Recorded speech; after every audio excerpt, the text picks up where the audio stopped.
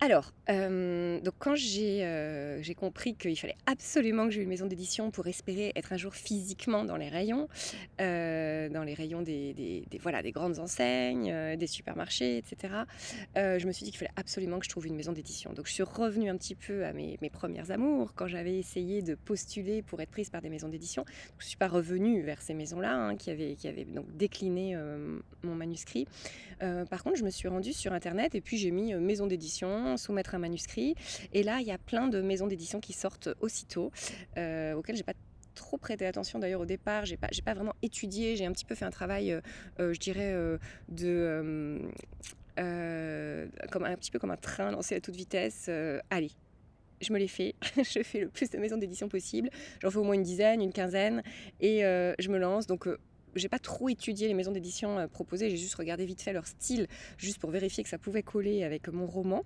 Et j'ai enchaîné les soumissions de manuscrits. Donc ces maisons d'édition qui sortent là comme ça s'appellent Les Trois Colonnes, Mérimée, Saint-Honoré, Le Lys Bleu, etc., etc. Il y en a d'autres dont j'oublie les noms. Oui. Voilà, donc j'ai postulé, j'ai envoyé mon manuscrit et quelle n'a pas été ma surprise, je dirais 2 semaines plus tard, pas davantage, des fois même 10 jours plus tard, d'avoir un retour positif. En fait, j'ai été retenue par toutes ces maisons d'édition. Alors, quel est ce miracle? Effectivement, on passe de rien à tout, donc bien sûr, j'ai ausculté un petit peu. J'ai même reçu d'office, en fait, par retour de courrier, j'ai reçu des contrats.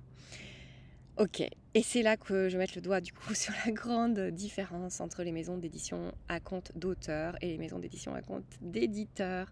Quand on débute, c'était mon cas en fait, je ne connaissais pas cette nuance et quand j'ai fait ma recherche sur Google en mettant maison d'édition, c'est celles qui sont sorties parce qu'elles ont un lien publicitaire en fait, elles sont super bien référencées. Je pense qu'elles payent effectivement pour être bien référencées. Donc si on ne prête pas attention finalement au type de maison d'édition qu'on désire, eh bien ce sont celles-ci qui sortent en premier, les maisons d'édition à compte d'auteur que je viens de citer.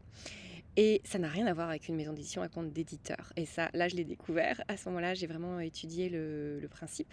Donc, une maison d'édition à compte d'éditeur. Ce sont les grandes maisons d'édition qu'on connaît tous, que j'ai déjà citées, Albin Michel, Gallimard, voilà, Seuil, Flammarion, Odile Jacob, etc., etc.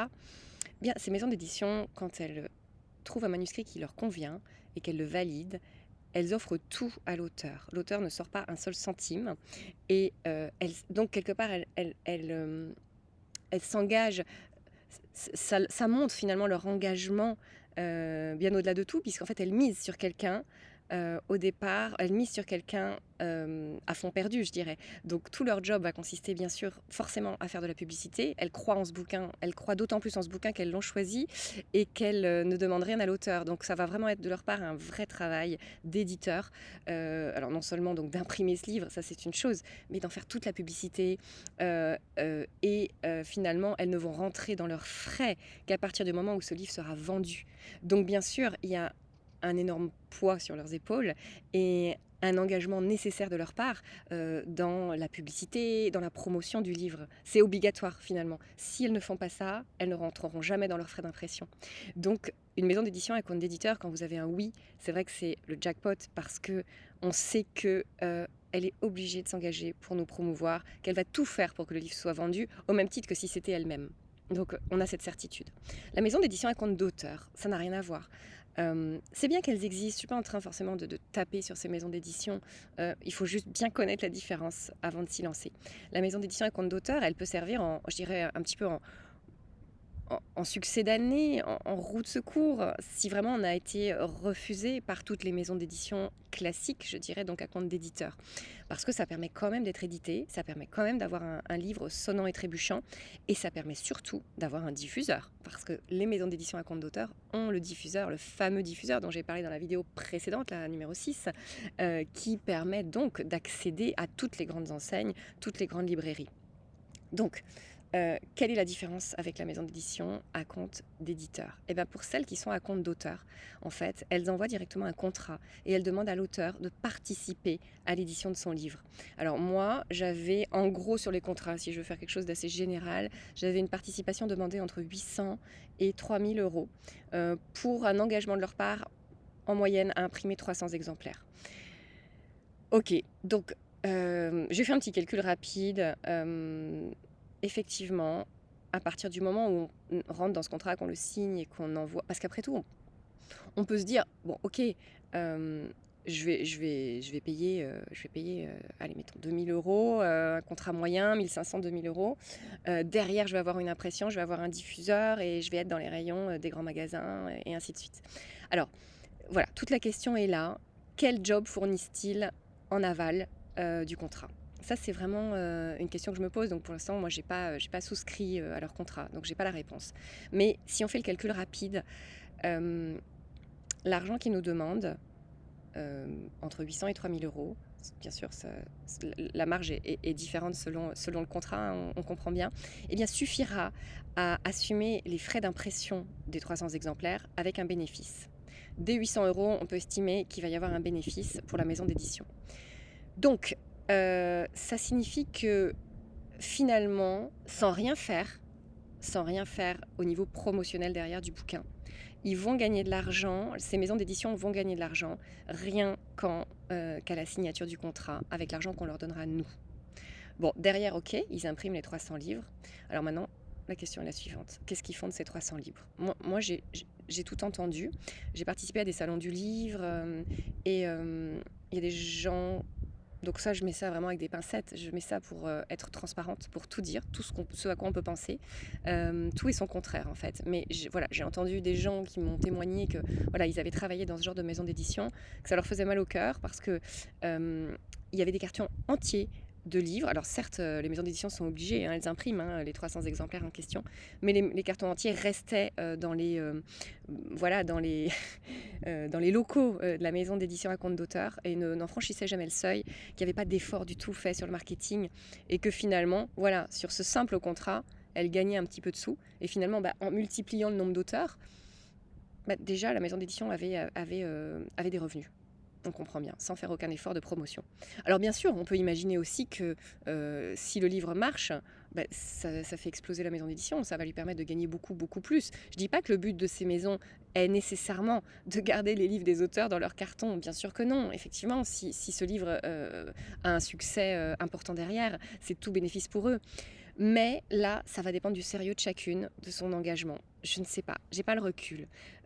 Voilà, il faut vraiment être conscient du fait que quand on va vers ces maisons d'édition à compte d'auteur, il y a un petit risque. Alors quand on regarde sur internet les commentaires, il y a de tout. Il y a des gens ravis. Bon, encore une fois, on peut toujours mettre un petit bémol. Hein. Qui sont-ils ces gens-là? Voilà. Internet a ses limites et on connaît tous les limites d'Internet. Donc à vous de jauger. Il y a des gens qui sont très insatisfaits, on le voit aussi. Vraiment, il y a les deux commentaires. Je dirais que peut-être la plus sérieuse d'entre toutes, c'est celle qui m'a le plus inspirée, ça n'engage que moi encore une fois, c'est celle du Lys Bleu, car elle ne m'a pas demandé en fait d'argent sonnant et trébuchant, elle m'a demandé, quasiment, elle m'a demandé d'acheter, je crois que c'était 30 exemplaires. Alors un nombre d'exemplaires, j'ai oublié le nombre, 30, 40 ou 50, quelque chose comme ça, ce qui revenait finalement à un investissement à hauteur de 800 euros. Donc 800 euros, le prix minima finalement pour si je compare tous les contrats que j'ai pu recevoir, voilà, ça correspondait au prix minima. Et d'une certaine façon, elle me demandait d'acquérir des exemplaires sonnants et trébuchants. Je trouve la démarche pas mal parce que finalement, elle demande un petit peu à l'auteur de s'investir et d'aller vendre ses exemplaires. Donc en cela, c'est plutôt positif. Je trouve qu'il y a quand même une démarche qui est différente de juste je reçois de l'argent de la part de l'auteur et derrière c'est moi qui fais le job. Il y a quand même un côté, tu vas t'investir toi aussi pour vendre ton livre. Et justement, cette maison d'édition m'avait vraiment demandé de m'attendre à promouvoir mon livre, d'être prête à valider des salons qu'elle allait me proposer, locaux, peut-être des interviews locales, etc. Donc j'ai senti quand même un sérieux, un engagement de la part de cette maison d'édition particulier. Voilà. Donc, je suis pas en train de dire de casser les maisons d'édition à compte d'auteur. Pourquoi pas? Si c'est dur de percer, c'est dur d'être parmi le 1 sur 1000 qui va être sélectionné. Je suis absolument certaine que parmi les 999 qui sont éliminés, il y a plein de gens qui mériteraient d'être édités. C'est une certitude. Il y a vraiment des bons romans. Je suis personnellement convaincue que le mien en fait partie, mais loin, pas seulement lui, plein d'autres certainement, j'en suis persuadée. Seulement, ils font une coupe drastique parce qu'ils misent sur des certitudes peut-être, je ne sais pas, et puis ils ont leur sensibilité. Il y a plein de sensibilités. Les livres ont explosé depuis le Covid, donc il y a beaucoup de gens qui écrivent, il y a de plus en plus de livres soumis, il y a même des maisons d'édition auprès desquelles j'ai cherché à postuler, qui sont en stand-by, qui n'acceptent pas de manuscrits en ce moment parce qu'elles sont débordées, elles ont déjà un tel délai qu'elles ne veulent pas imposer finalement à leurs postulants un délai ridiculement long, donc elles attendent d'écouler leur stock avant de rouvrir la possibilité de souscrire un manuscrit et de se proposer. Donc c'est dire à quel point il y a des livres, c'est dire à quel point les comités de lecture doivent, je pense, en quelques pages trancher. Je suis pas sûre du tout qu'ils lisent les livres de tout le monde. Bien sûr, ils se font des idées, une idée au bout de quelques pages, très certainement. Et donc, tout ça fait que je comprends très bien qu'il y ait des gens qui se retournent vers les maisons d'édition à compte d'auteur, et c'est bien qu'elles existent parce qu'elles sont plus open quand même. Clairement, hein, j'ai été prise nulle part dans les grandes maisons d'édition classiques et prise partout pour celle-ci. Donc merci, déjà c'est chouette. Après, pesez bien le pour et le contre. Voilà, peut-être que ça peut marcher, peut-être qu'il y a des gens très sérieux là-dedans et que derrière, voilà, un certain temps, on fait notre vie comme ça en tant que jeune auteur, et puis qu'à un moment on va décoller, qu'il y a une autre maison d'édition peut-être qui va nous proposer plus classique, hein, sans à compte d'éditeur, qui va nous proposer de nous racheter, nous reprendre parce que ça marche, parce que c'est pas si mal, parce qu'elle voit qu'il y a un bon retour. Donc c'est chouette aussi de la part de ces maisons à compte d'auteur de donner leur chance à des nouveaux écrivains.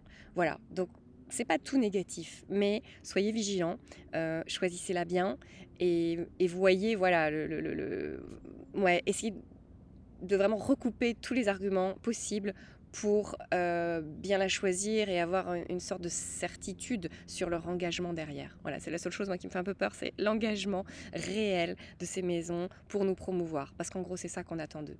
Alors derrière, l'avantage quand même de ces maisons, c'est qu'au même titre que les plus grandes, elles ont ce fameux diffuseur. Donc derrière, alors même si elles ne nous promeuvent pas, on pourrait dire que c'est nous qui allons le faire finalement. Et que maintenant, si j'allais chez Cultura avec un contrat avec une de ces maisons, j'ai un diffuseur. J'ai un diffuseur et je fais ma propre promo. Pourquoi pas?